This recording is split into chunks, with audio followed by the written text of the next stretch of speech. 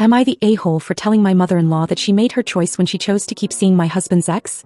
I, 33F, and my husband Tom, 35M, have been no contact with most of his family for 3 years. Within those 3 years I've had twin boys, which has made my mother-in-law try to get back in contact with me. There's a lot of history, but here's a brief summary of why Tom and I are no contact, and it all revolves around Tom's ex, who we'll call Talia. So, I am Indian American and Tom is white. He comes from a pretty traditional family and grew up in a small town. Talia was mother-in-law's best friend's daughter, and they were the small-town romance everybody envied. However, upon meeting in college, Tom and I just clicked on a platonic level, and to be honest, I didn't even have feelings for Tom until 4 dates in. I guess you could say he had an emotional affair, but he never did anything physically romantic until he broke up with Talia. Talia, of course, remained in contact with his family since she had been, according to mother-in-law, the daughter she always wanted. Keep in mind, Tom has a sister, but Talia is more of a homemaker, while my sister-in-law, who is an absolute angel, and I had always been more career-focused.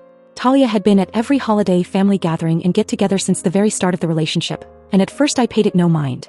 I was civil to Talia because mother-in-law made it clear Talia mattered to her, despite Talia's blatant distaste and disrespectful attitude towards me. That changed at my weddings. We had 2 and my parents footed the bill for both. The dress code was simple. Aside from the obvious no white/wedding party colors rule, nobody was supposed to wear red. I am well aware that red means you slept with the groom, but more importantly, red is a bridal color in my culture.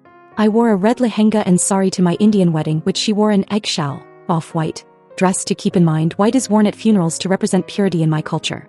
That got my aunties and cousins talking, but I still had a blast since I really didn't care. I did care when she showed up to the American ceremony, in a floor-length, apple red gown with a slit going up the leg. It was a bridesmaid's dress and it violated the dress code. My sister-in-law, along with Tom, went to tell her to change. She did leave after having a hushed argument and came back in a tea-length green gown. I assume she just wanted to see if she could get away with it. Apparently my aunties saw this too, which meant Talia was subjected to stares, whispers, and backhanded giggle fits throughout my whole American wedding. It made Talia feel embarrassed and she cried to mother-in-law, who went to me and told me to keep my kind in line. To this, I crossed my arms and told her that maybe Talia should have stayed in her lane, that she knew not to wear red for multiple, but mostly cultural, reasons, and it wasn't my fault my family is shaming her. It isn't my fault she became cannon fodder for my gossiping gaggle of a family. Yes, I said those words since that is what my aunties are. Those were the consequences of her actions. Tom and sister-in-law backed me up and mother-in-law left with Talia before dessert.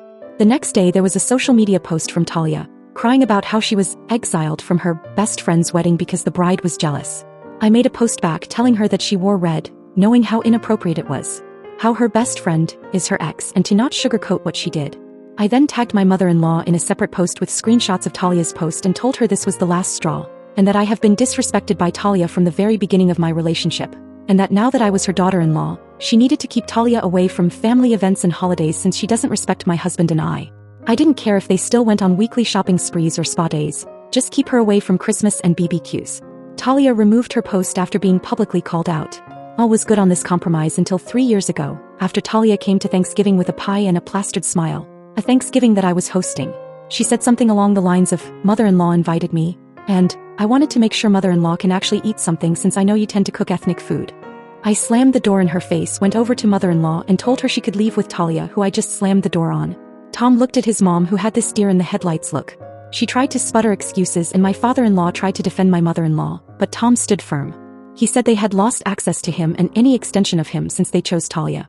My in-laws, aside from sister-in-law, left and we haven't spoken since. Fast forward to last week, I got a text from an unknown number and it was mother-in-law. She said she saw a picture of my boys from a mutual friend's post and wanted to reconcile. She said she'd keep Talia away this time, and that ever since she got cut off, she's been in minimal contact with Talia anyway. Her Facebook begs to differ. I told her as much, saying I knew BS when I smelt it, and she made her choice. I told Tom about it and asked if he missed his family. He shrugged, saying he doesn't care and it's been relieving not having his mom around. He's the youngest son of 3, so he was always the baby boy. But I have since received text from my brother-in-laws, their wives, and my father-in-law, begging for a second chance. She always wanted to be a grandma and I do feel like I'm robbing her of a chance. Her other sons haven't had children yet and sister-in-law cut her off when we did. But you can't undo nearly a decade of disrespect with wishes and wants. And Talia is still in the picture, so I'm skeptical about how long that promise will last. I feel like I'm being calloused, but there are so many stories I can tell about Talia's disregard for Tom's boundaries and mine. And I don't want to welcome a storm into my house by opening up the gates. Am I the a-hole for telling my mother-in-law she made her choice after she kept my husband's ex around? Edit. Since there seems to be some confusion, I want to clarify Tom did not cheat on Talia with me. Tom broke up with Talia after a few platonic hangouts with me. That is why I said you could call it an emotional affair, because you could argue it was one. Loosely. Tom only asked me out after he broke up with Talia, and I accepted after he confirmed via texts he had broken up with her while visiting home for the weekend. There was no overlap between Talia's relationship and mine with Tom. So, for everyone who thinks I was other woman, and the reason my MIL hates me if because Tom cheated on Talia, no he didn't.